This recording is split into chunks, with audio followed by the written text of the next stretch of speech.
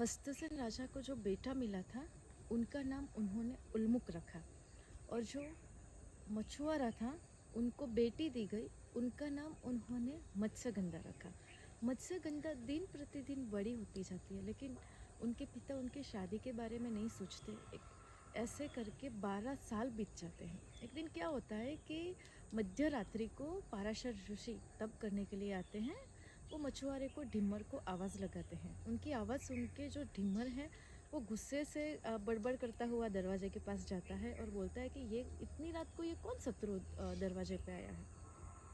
तब पराशर ऋषि इनको बोलते हैं कि मैं पराशर ऋषि हूँ और मुझे यमुना के उस पार जाना है, तो मैं कैसे जाऊँ, आप मुझे नाव से ले चलो। तब मछुआरा जो टिम्बर है वो पराशर ऋषि को पूछते हैं कि आप मुझे क्या दोगे, मैं ले तो चलो लेकिन आप मुझे क्या दोगे। तब पराशर ऋषि बताते हैं कि मेरे पास धन दौलत तो है नहीं, आप मेरा ये जो लंगोटी है वो ले लो। तब जो टिमर है वो मना कर देता है। ऐसे उन लोगों के पास बहस चल रही होती है, इतने में जो मत्स्यगंधा है वो उठ जाती है अपने पिता और ऋषि की बात सुन के, और वो पूछती है कि पापा क्या हुआ। तब उनके पिता सारी बातें बताते हैं कि उनको सामने पार जाना है। तो वो मत्स्यगंधा है वो अपने पिताजी से पूछते हैं कि पापा अगर आप परमिशन दो, आप हाँ बोलो, तो मैं उन ऋषि को वहाँ पे यमुना के उस पार छोड़ के आती हूँ। और वो उनके पिता परमिशन देते हैं और वो पराशर ऋषि को नमन करती है और नाव में बिठा के उनको ले जाती है। तो बीच रास्ते में नाव में क्या होता है कि जो ऋषि है उनके काम में ना उत्पन्न हो जाती है काम वासना, और मत्स्यगंधा को वो हाथ पकड़ लेते हैं। तो वो मना कर देती है, मत्स्यगंधा ना बोलती है। तब ऋषि बोलते हैं कि कुछ मत बोलना और किसी से कहना मत, वरना मैं आपको साप दे दूंगा। तो इसलिए वो चुप रहती हैं, और इससे क्या होता है कि मत्स्यगंधा को गर्भ रह जाता है। और सामने पर जब पहुंचते हैं तो ऋषि को बहुत पछतावा होता है, और वो उनको याद आता है कि वो तो तप करने के लिए आया हुआ है। तो वो मत्स्यगंधा को छोड़ के चलने की बात करता है। तब मत्स्यगंधा बोलती है कि स्वामी आप मुझे छोड़ के कहाँ जा रहे हो, मैं आपके साथ चलूँगी, मैं अपने पापा के पास नहीं जाऊँगी, वरना वो मुझे मार डालेंगे। तो ऋषि मना कर देते हैं, और ऋषि उनको बताते हैं कि आपके गर्भ से व्यास नारायण होंगे और आप अपने घर वापस चली जाओ, आपको कोई कुछ नहीं बोलेगा। तो मत्स्यगंधा अपने पिताजी के घर आ जाती है और वो किसी से कुछ नहीं करती। ऐसे में 5वां महीना गुजर जाता है, 5 महीना गुजर जाता है। उनके बाद उनके पिताजी और माताजी को बात पता चलती है। तब मत्स्यगंधा उनके पिताजी से बात करती हैं कि आप मुझे डांटो मत, आप मुझे कुछ नहीं बोलो, आप मुझे अरण्य में जंगल में छोड़ के चले आओ। तब उनके पिताजी उनको मत्स्यगंधा को जंगल में छोड़ के, वन में छोड़ के चले आते हैं, और वो वहाँ पे कुटिया बनाकर रहती हैं। और 10 महीना गुजर जाते हैं, और 10वें महीने उनके गर्भ से व्यास नारायण होते हैं, और वो जन्मते ही वो चलने लगते हैं। तब उनकी माता श्री जो मत्स्यगंधा है वो उनको रोकती हैं और बताती है कि आप कहाँ जा रहे हो। तो व्यास नारायण उनको बताते हैं कि आपका और मेरा संबंध कुछ नहीं है, मैं तो जगत के कल्याण के हेतु मैं आया हूँ। तो मत्स्यगंधा बोलती है कि अब मेरा क्या होगा, मैं कहाँ जाऊँगी। तो व्यास नारायण आपको बताते हैं कि थोड़े ही दिन में आपके साथ भी अच्छा होगा, और आपको कोई भी तकलीफ हो तो आप मुझे एक सिर्फ आवाज़ दे देना, मैं आपके पास चला जाऊँगा। और ऐसे करके जो व्यास नारायण है वो भी वहाँ से चला जाता है। और इधर थोड़े ही दिन बाद क्या होता है कि मत्स्यगंधा को आशीर्वाद मिला था, तो उनके शरीर से जो मछली की स्मेल आती थी उनकी बजाय कस्तूरी की स्मेल आने लगी। और जो शांतनु करके राजा थे वो जंगल में विचरण कर रहे थे, तो उनको ने स्मेल आई उनको, और वो मत्स्यगंधा के पास पहुंच जाते हैं और उनके साथ शादी का प्रस्ताव रखते हैं। तो अभी बात सुनते हैं कि शांतनु राजा कौन थे। एक बार क्या हुआ था कि स्वर्ग से विश्वावसु और उनकी नारी भूलोक आए हुए थे, और उन्होंने एक ब्राह्मण के घर, एक विप्र के घर गए थे। तो वहाँ पे उनको विप्र की जो नारी है, ब्राह्मण पत्नी, उन्होंने उनको खाने के लिए कुछ ऑफ़र किया। तब विश्वावसु और उनकी नारी मना कर देते हैं कि हम आपके घर कैसे खा सकते हैं। तब जो ब्राह्मण पत्नी है वो उनको दूध पिलाती है, और जो विश्वावसु और उनकी जो नारी है वो मना नहीं करते, वो दूध पीते हैं। तो जो दूध होता है वो अमृत के समान होता है। तब जो विश्वावसु की नारी है वो विश्वावसु को बताती है कि ये तो दूध तो अमृत के समान है, ऐसा दूध और ऐसी गाय तो हमारे स्वर्ग में कहीं भी नहीं है।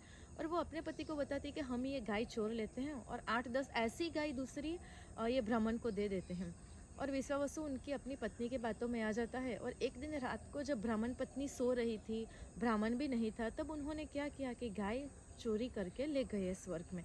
दूसरे दिन जब ब्राह्मण आता है तो वो अपनी पत्नी से दूध मांगता है शिव जी को चढ़ाने के लिए। तब गाय कहीं पे उनको दिखी नहीं और वो समझ गए कि ये विश्वावसु का ही काम है जो गाय चोरा के लेके गए हैं। तब उन्होंने, तो स्वर्ग में हम लोगों को पता है कि 12 आदित्य है, 11 रुद्र है, जैसे 8 वसु है, तो उनमें से ही एक ये 8 वसु थे विश्वावसु। तो उन्होंने 8 वसुओं को श्राप दे दिया कि आप सब लोग भूलोक में अवतार लेंगे, मनुष्य अवतार लेंगे। तब इधर जब उन ऊपर जो 7 उनके जो विश्वावसु के और 7 भाइयों थे उनको बात पता चलती है, तो वो नारद मुनि के पास जाता है कि हमारा क्या कसूर, ये तो है भाई ने किया है, तो हम लोगों को क्यों दंड मिल रहा है।